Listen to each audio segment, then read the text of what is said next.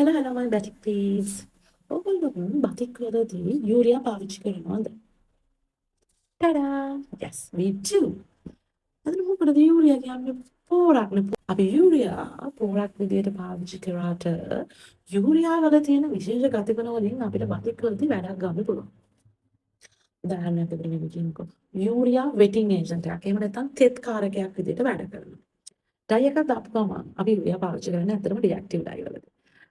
රෙද්ද වේලණයක වළක්වන්න එයා නිකන් බාහිර පරිසරයේ තියෙන තෙත ගතිය වතුරේ තියෙන තෙත ගතිය ඔක්කොම උරාගෙන රෙද්ද හොඳට මොයිස්ට් කරලා තෙත සහිතව පවත්ව ගන්නවා ඩයි එකේ ප්‍රතික්‍රියාව ඉවර වෙනකම්. රයිට් රෙද්දට වේලෙන්න දෙන්නේ නැහැ. අනිත් එක තමයි එයා රෙද්ද හරහා හොඳට ඩයි එක ඇබ්සෝබ් කරනවා. ඒ වගේම ස්ට්‍රෝං බොන්ඩ් එකක් හදනවා ඩයි එකයි රෙද්දයි අතර.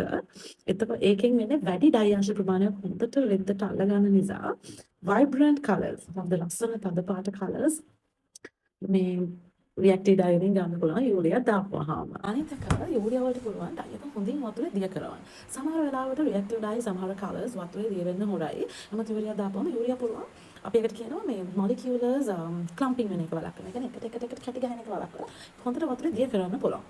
ඒකත් යූරියා වල තියෙන හැකියාවක්. අනිත් එක තමයි යූරියා වලට පුළුවන් wash fastness එක වැඩි කරන්න. ඒ කියන්නේ රෙද්දේ ඩයි එක ගැලවිලා යන ගතිය මොදනකොට ගැලවිලා යන ගතිය අඩු කරන්න. ඒක හොඳයිනේ. ඒත් හැබැයි තව පොඩි ප්‍රශ්නයක්ත් තියෙනවා.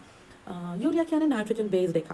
එතකොට ඒක අපි ඩයි වලට දාලා අපජාලයට එකතු වුණාම අපි අපජල කළමනාකරණයේදී ටිකක් වැඩිපුර එෆර්ට් එකක් දාන්න වෙනවා.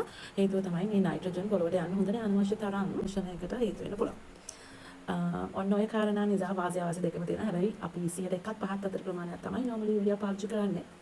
Then it's perfect to use and wastewater recycling is a must.